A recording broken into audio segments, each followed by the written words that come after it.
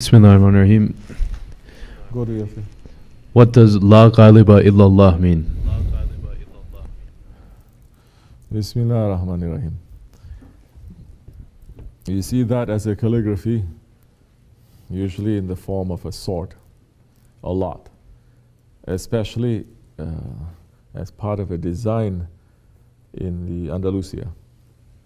You're putting it everywhere. But so many times you see it also, it's not a calligraphy as in the Ottomans when they put calligraphy. The calligraphy takes the focus, the center, the Turah-e-Sharif or other ayats.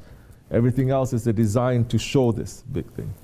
But when you see that a lot, I'm not saying everything, but a lot there in Andalusia, you see it hidden inside the general design of the walls or the carvings or this or that. You can't see, you blink, you can't see. La ilaha illallah is also there.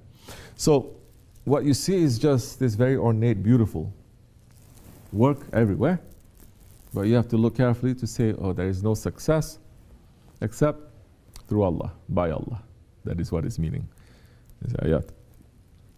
So they are using that a lot. And there is no success except through Allah, but mankind can cause the success of Allah to come down to the lowest.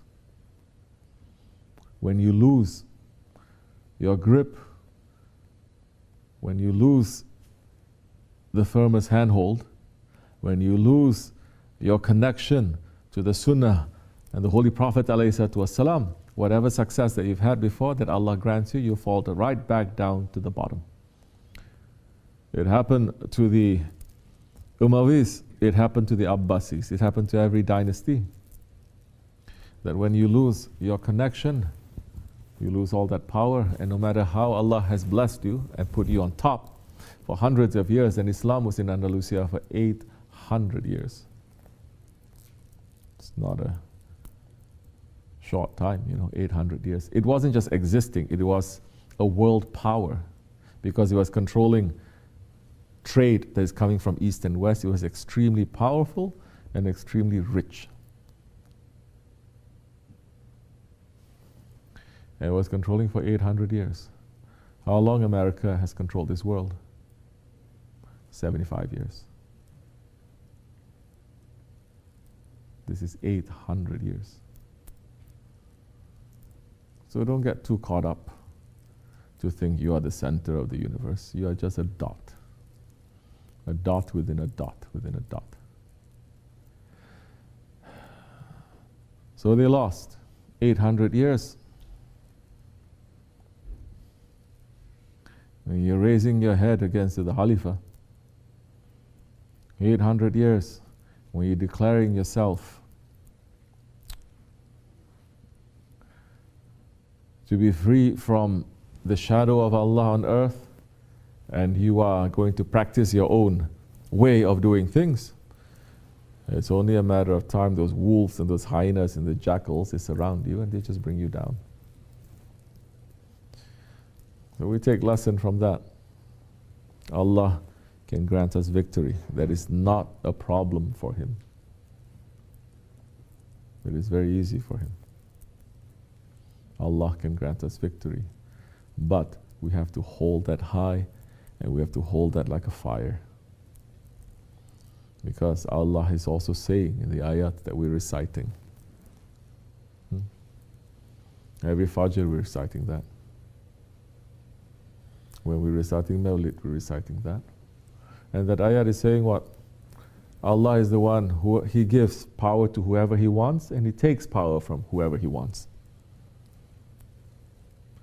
Don't think just because you're a Muslim, you're a believer, you're a good one, power is given to you, is going to hold on just like that. No. You cannot carry it. Allah will take it from you and give it to your enemy. That one day he will become a believer and he'll be much better than you. Much, much better than you. We've seen that happening in the world. The whole world was shivering from the power of the Mongols, both east and west. They said people are running away from their religion We will destroy. First, in that area of Central Asia, that time, it was a big center of Christianity too. China, Mongolia, Central Asia was a very big, strong center of Christianity. Different kind of Christianity. Nestorians. They destroyed all of that. Then they say, now we're going to go to Rome to destroy. First, we're going to destroy Baghdad. And they said that to the Muslims. We are punishment of Allah on you because you have deviated from your way. And they did that. But within one generation, when one friend of Allah went there, and one friend of Allah showing through their feelings and their culture, that bravery and that honor and that power, their sultan went down to sajda and said, this one is a man of Allah. His faith we want to belong to. And within one generation they became Muslims, and they became the defenders of Ahl Sunnah.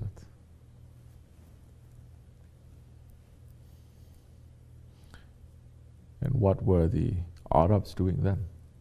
What were they defending? What were they fighting for? And how Allah smacked them. It can happen to us. It is happening to us. Don't think because I'm Arab, because I'm Muslim, because I'm this or because I'm that. You become jahil again. That we have some people, because I'm this, I belong to this nationality, I belong to this class, I belong to this aristocracy, I belong to, who cares? Are you crazy? You still hung up on that? Then you didn't take one step forward in tariqat, and you did not take one step forward becoming a believer. When you're still proud of your heritage, don't you know that there is one thing that the Holy Prophet ﷺ, he hates? The Jahil Arabs, that they used to sit down and recite, my grandfather is this, my great-grandfather is this, my great-great-grandfather is this. And he is showing by his Sahabi Kiram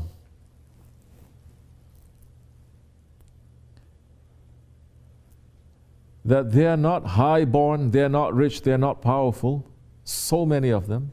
And those who are high-born and rich and powerful, they are to go against their tribes, against their lineage, to be with the Prophet. Is he not showing?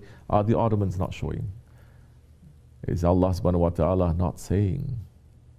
As the Prophet is saying, on the Day of Judgment, you will see men, they are brought to the presence of Allah on pillars of light, that the prophets are going to be amazed by, thinking that these are prophets.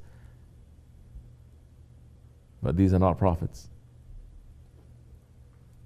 These are people that they don't come from nowhere, but they come together and they love each other and they help each other and they serve each other, and they are not affiliated by blood or by family, and doing everything for the sake of Allah. And some people, they are still hung up on, I'm this, you are not this. Teaching others to be like that.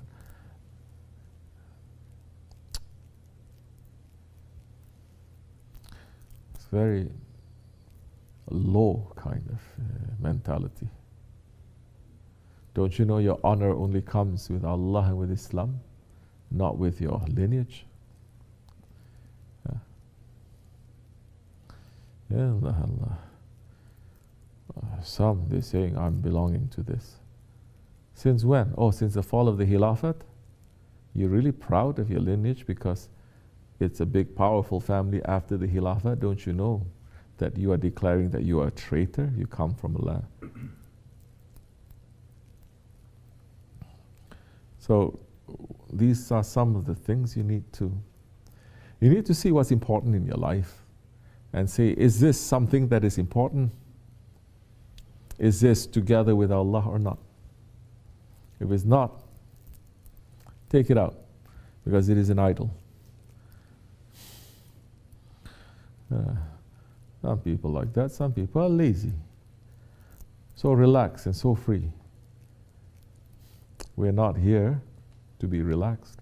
You ever hear Shaykh Effendi saying we're sent to this world to be relaxed? You're in this tariqat to be relaxed. It's the only time you want to relax. Retire is where? In the grave. If you've done your job. If you didn't do your job, the grave is just the beginning of disaster. So, may Allah grant us victory against to our nafs, against to shaitan and this dunya and our desires, inshallah.